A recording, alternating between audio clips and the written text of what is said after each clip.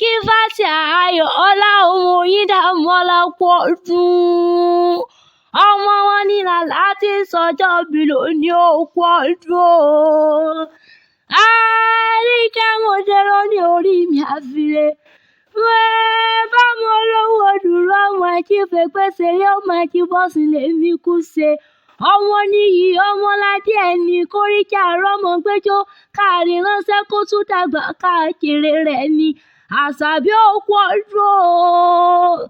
Ọmọ kására tí ó kó àṣeyẹ tó ní kóríkì ògbó bí olúgbógbó ti gbó kó ògbó bí olúgbógbó ti gbó tọgbọ́n tí mu àti òye pípé.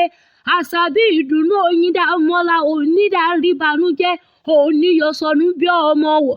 Ìbànújẹ́ oníkà tiwa àtìyá tó bí ọlọ́mọ ẹni tukú lórí ara yín. Ọdún ayọ̀ Àṣàbí ṣe mọ́ ní sólé àwọn bàbá rẹ̀ ni. Ọmọ ńlá láwọn máa sọ̀rọ̀ kẹ́lẹ́bojú ògbé ìgbé kì í yíró ẹni àwí fún ní ṣekú pani. Ọmọ aládé iná lẹ́rọ ọ̀bọ̀ ẹ̀jẹ̀ bàrá ní oògùn.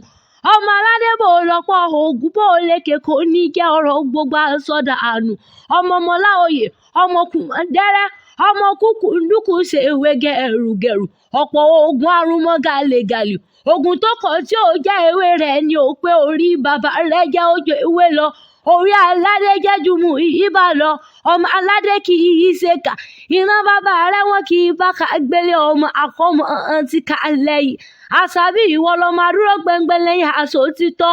Ọmọ onílé akọ́kàn ọmọ ẹlẹ́yìn kùlẹ̀ akọ́rọ̀rọ̀. Ọmọ olójúde akọ́rẹ̀lú Ìlọrin àfọ̀njá ẹnu juyọ̀. Àṣàbí àṣẹ yìí ṣàmọ́dún oníkúmọ̀yá rẹ̀ lójú kó gbójẹbọra owó lọ ó dìrú ó dìgbà onídàárí ìbànújẹ́ ọmọ aláyé oníwọ̀ ọ̀pọ̀sẹ̀. Ọdún ayọ̀ bí wọ́n bá wá bí ọ pé ta ni pẹ́ sàṣì ọ létí. Mo ní bí wọ́n bá bí ọ pé ta ni pẹ́ sàṣì ọ létí. Mọ́ ọba wí fún wọn pé mi Ariike Chanter ni èmi lọ́mọ olówó dúró ọmọ àsùnkú gbadé.